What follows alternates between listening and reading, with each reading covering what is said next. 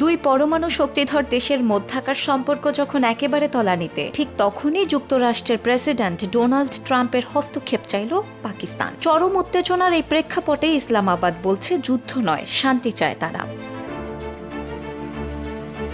কাশ্মীর ইস্যুতে দীর্ঘদিনের সংঘাত। সম্প্রতি ভারতের পেহেলগামে হামলার পর পরিস্থিতি আরও ঘোলাটে হয়েছে। এই হামলার জন্য ভারত সরাসরি পাকিস্তানকে দায়ী করলেও কোনো প্রমাণ উপস্থাপন করেনি। অন্যদিকে পাকিস্তান বলছে এটি হতে পারে ফলস ফ্ল্যাগ অপারেশন, যার লক্ষ্য তাদের আন্তর্জাতিকভাবে হেয় করা। এমন প্রেক্ষাপটেই নিউজ উইকে দেয়া সাক্ষাৎকারে ট্রাম্পের সক্রিয় হস্তক্ষেপ চান পাকিস্তানের রাষ্ট্রদূত রিজওয়ান সাইদ শেখ।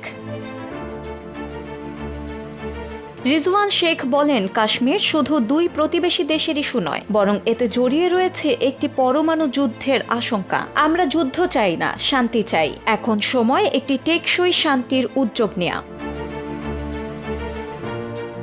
পাকিস্তানের প্রধানমন্ত্রী শাহবাজ শরীফ যুক্তরাষ্ট্রের মাধ্যমে আন্তর্জাতিক চাপ সৃষ্টির আহ্বান জানিয়েছেন। এরই ধারাবাহিকতায় মার্কিন পররাষ্ট্রমন্ত্রী দুই দেশের শীর্ষ নেতাদের সঙ্গে ফোনে কথা বলেন এবং সরাসরি আলোচনায় পুনরায় যোগাযোগ শুরুর আহ্বান জানান।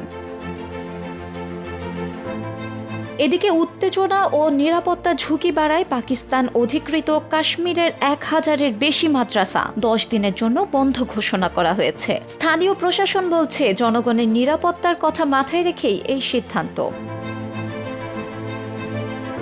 পাক ভারত সীমান্তে যুদ্ধাংদেহী পরিস্থিতি, তার মধ্যে আন্তর্জাতিক হস্তক্ষেপ চায় পাকিস্তান। ট্রাম্প প্রশাসনের দিকে তাকিয়ে আছে ইসলামাবাদ। তবে এই উত্তেজনার শেষ কোথায় তা বলবে সময়।